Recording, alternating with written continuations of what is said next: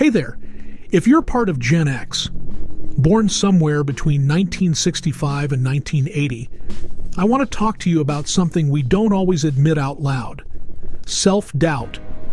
We're the generation that was told to tough it out, figure it out, and don't talk about it. But that doesn't mean we don't feel it. The second guessing, the quiet insecurity, the voice that says, "Am I too late? Am I enough?" In this video, we're going to break down why Gen X experiences self-doubt, where it comes from, and most importantly, how to move through it with strength, clarity, and some tools that actually work. This isn't a pep talk, it's a practical guide. Let's start with the obvious. Self-doubt didn't appear out of nowhere. Gen X grew up in a very unique time. We were the latchkey kids. We raised ourselves on cereal and sitcoms. We were told we could be anything, but we also watched pensions disappear, jobs get outsourced, and expectations shift faster than we could adapt. We're parenting teens while caring for aging parents, navigating industries that have been digitized beyond recognition. And now we're asking, is there still space for me in this world that moves so fast?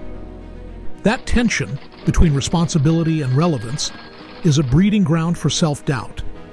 There are many forms of self-doubt, but for Gen Xers, I see three patterns come up over and over again. Comparison paralysis. I didn't start a business in my 30s like they did. Silent shame. I should have figured this out by now. Fear of irrelevance. I don't know how to use all this new tech. Am I outdated? Each of these has roots, and none of them are permanent. Here's the good news. Self-doubt doesn't need to go away. It needs to be reframed. Let's take each of those three patterns and flip the script. 1. From comparison paralysis to personal progress.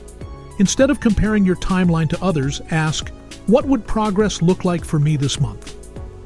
2. From silent shame to shared humanity. You're not behind. You're human. And most people, no matter how put together they look, are quietly asking the same questions you are.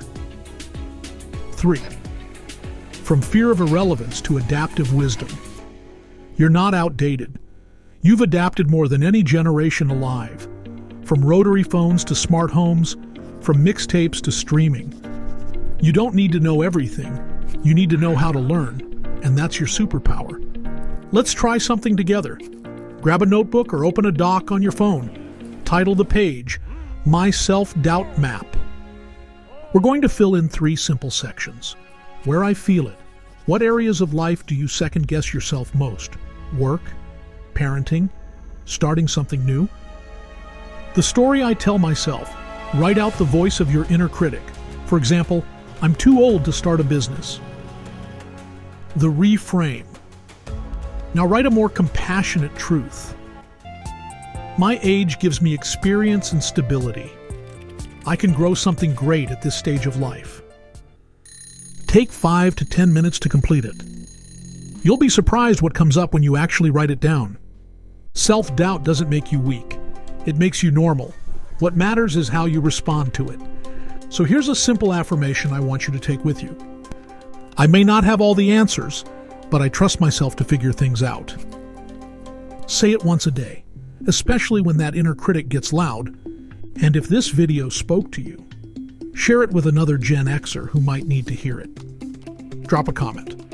Which of those three patterns of self-doubt hit home for you? Let's get a conversation going. And if you're ready for more practical mindset tools, subscribe, because this is just the beginning of what's possible. Thanks for watching. You've got this.